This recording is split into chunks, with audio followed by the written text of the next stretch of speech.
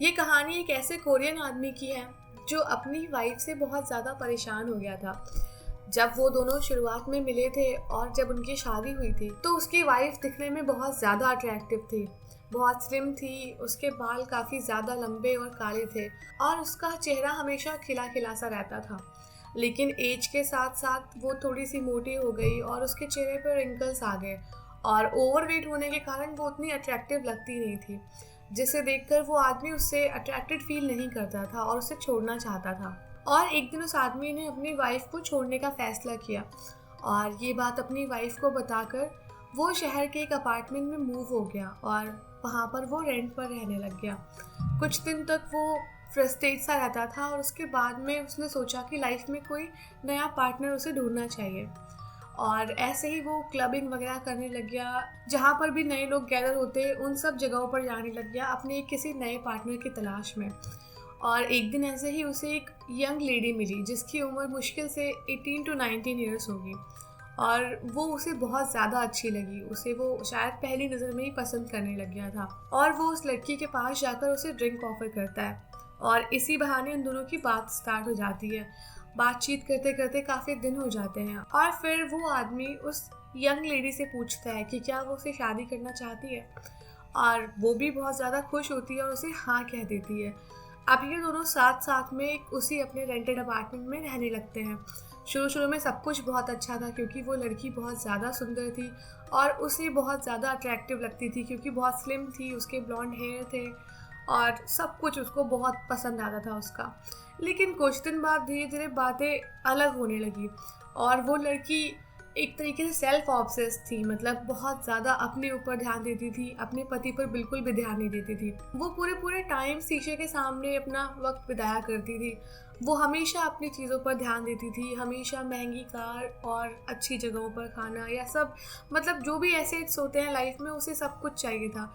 लेकिन उसे अपने पति की कोई भी फिक्र नहीं थी और वो उसका सारा पैसा अपने ही ऊपर खर्च करवा दिया करती थी, चाहे वो उसकी ज़रूरतें पूरी करने के लिए हो या फिर जो उसको लैविश लाइफ स्टाइल चाहिए उसको पूरा करने में।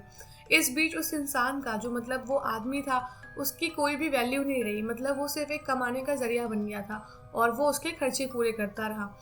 जितने टाइम तक चला उनका बहुत अच्छा चला, जब तक वो उसकी बॉडी से अट्रैक्टेड था तब तक। लेकिन धीरे धीरे उसे रियलाइज़ हुआ कि जो उसकी पहली वाली बीवी थी वो उससे जेन्युइनली प्यार करती थी, मतलब वो उसके पैसे से नहीं और किसी और चीज़ से नहीं, वो उसकी केयर करती थी, उससे बातें करती थी और दोनों मिलजुल के अपना घर चलाया करते थे। लेकिन जो ये लड़की थी वो बहुत अलग थी और वो सिर्फ अपने बारे में सोचती थी। उसे कुछ मतलब नहीं था कि ये क्या कर रहा है या फिर ये मेंटली कैसा फील कर रहा है या फिर उसको कोई प्रॉब्लम तो नहीं है, कुछ भी नहीं। वो सिर्फ अपने खर्चे पूरे करवाती थी और दैट्स इट।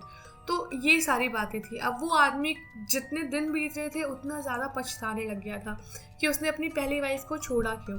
क्योंकि अब उसको समझ में आ रहा था कि जितनी चमक दमक वो सोच रहा था कि बाहर दुनिया में है और उसकी लाइफ में नहीं है, उसकी बीवी दिखने में अच्छी नहीं है, बट वही एक्चुअल खुशी थी उसकी, जहाँ पर वो परिवार जैसे रहते थे और उनकी हर जो ज़रूरत थी वो पूरी होती थी। यही सब बातें सोचते सोचते वो इंसान रोने लग गया और वो अपनी पहली पत्नी को याद करने लगा कि वो जब भी कभी थका हुआ आता था तो वो उसे पूछती थी कि आज बहुत ज़्यादा काम किया होगा ना, चलो तुम आराम कर लो, या छोटी छोटी ऐसी बातें वो किया करती थी जो उसे बहुत पसंद आती थी। फिर यही सब सोचते सोचते काफ़ी दिन बीत गए और वो बहुत ज़्यादा परेशान रहने लग गया।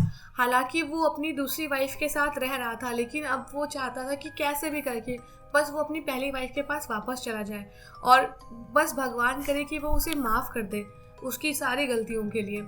और ये सब सोचते सोचते जब कुछ दिन बीत गए, कुछ दिन बाद उसने डिसाइड किया जो उसकी दूसरी पत्नी थी उसको वो सब कुछ बता देगा, मतलब बोल देगा कि वो अब उससे प्यार नहीं करता, मतलब कभी वो उससे उतना प्यार कर ही नहीं पाया जितना अपनी वो पहली वाइफ से करता था। और उसको उसके साथ रहने के बाद ये रियलाइज़ हुआ कि वो अपनी पहली पत्नी से कितना प्यार करता था। और ये सब सोचते सोचते एक दिन उसने हिम्मत करके अपनी दूसरी वाइफ को छोड़ने का फैसला किया और सब कुछ उसे बोल दिया। और दूसरी वाइफ भी ऐसी गोल्ड डिगर टाइप की थी, उसने कहा ओके और वो छोड़कर चली गई उसे। और अब इसने फैसला किया कि अब यहाँ पे रहेगा भी नहीं, अब वो वापस जो उनका घर था वहीं जाकर रहेगा जहाँ पर वो अपनी शामें बिताया करता था। और जैसे ही वो अपनी दूसरी पत्नी से डिवोर्स के सारे लीगल जो भी फॉर्मेलिटीज़ होती हैं वो कंप्लीट करता है, सीधे वो अपने पुराने घर भागना चाहता था और उसने ऐसा किया भी। वो जैसे ही अपने पुराने घर पहुंचा, उसने देखा कि जो उसका प्यारा सा घर हुआ करता था, उसके घर के बाहर बहुत सारी घास उग गई थी। शायद उसकी बीवी अकेली रहती होगी, इसलिए उतना टाइम नहीं दे पाती होगी। और ये सब सोचते हुए घर के अंदर जाने लगा था कि उसने देखा कि जो बाहर खिड़की थी उसका शीशा भी टूटा हुआ था। और जब थोड़ा सा और अंदर गया तो उसने गेट नॉक किया पहले, और गेट नॉक किया तो किसी की कोई आवाज़ नहीं आई। उसने दोबारा नॉक किया, इस बार भी कोई कुछ नहीं बोला। तो उसको लगा शायद उसकी बीवी आराम कर रही होगी कि चलो ठीक है। तो जैसे ही उसने नॉब खोली ना गेट की, वो गेट अपने आप खुल गया, मतलब वो अंदर से लॉक नहीं था। तो ये बिना कुछ सोचे समझे अंदर घुस गया और अपनी बीवी का नाम लेकर चिल्लाने लग गया। और जैसे ही वो उसे आवाज़ दे रहा था, उसे ऊपर से आवाज़ आई जहाँ पर उनका रूम हुआ करता था।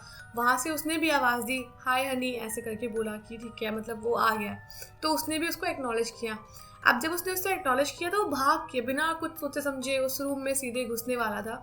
जैसे ही हॉल क्रॉस करा था, उसने देखा कि काफ़ी ठंडी ठंडी सी हवा उस रूम में आ रही थी, जबकि वहाँ पर कोई भी मतलब वो नहीं था कि मतलब कोई विंडो हो जहाँ से हवा आ सकती हो।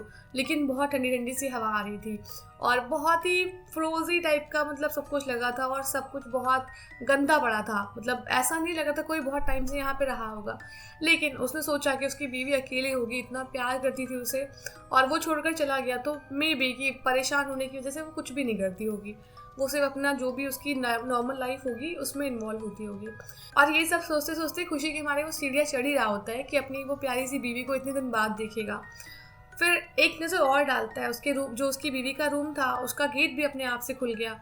चलो फिर वो फटाफट रूम के अंदर घुस गया और देखा कि उसकी बीवी उसका इंतज़ार कितने टाइम से कर रही थी, ऐसा लग रहा था। और वहीं पर वो जो उनका बेड था उस पर बैठी हुई थी, और जैसे ही उसने अपने पति को अपने सामने देखा, वो खुशी से मुस्कुराने लगी। और उसका पति भी आंखों में आंसू भर के उसकी तरफ दौड़ पड़ा उसे गले लगाने के लिए। और वो जैसे उसने उसे गले लगाया और वो और ज़्यादा तेज़ रोने लग गया। अब वो दोनों रो रहे थे और उसने बताया अपनी पत्नी को कि मतलब उसने कितने टाइम तक उसके लिए इतना कुछ फील किया, और उसे रियलाइज़ हुआ कि वो अपनी पत्नी से कितना ज़्यादा प्यार करता है। इतना सब कुछ उसने घूम लिया, सब जगह देख लिया, बट उसको उसके जैसा कोई भी नहीं मिला, और अब वो पूरी लाइफ बिताना चाहता है उसके साथ में। तो उसकी पत्नी बोली कि हाँ, तुम कुछ समय यहाँ पर बिता सकते हो। तो उसने कहा कि नहीं, मैं कुछ समय नहीं, पूरी लाइफ तुम्हारे साथ बिताने आया हूँ, क्योंकि मैं अब सही और गलत में फ़र्क जान गया हूँ। और इतना जैसे उसने कहा तो उसकी बीवी ने उसके फेस की तरफ देखा और उसके आंसू पोंछते हुए स्माइल की। और इस बात से शायद उसे लग रहा था कि उसकी पत्नी ने उसे माफ़ कर दिया। तो उसने पूछा कि क्या तुमने मुझे माफ़ कर दिया है? तो उसने कहा कि मैं तुमसे कभी नाराज़ थी ही नहीं। और इतना उसने बोला और कसकर उसके पति ने उसे गले लगा लिया।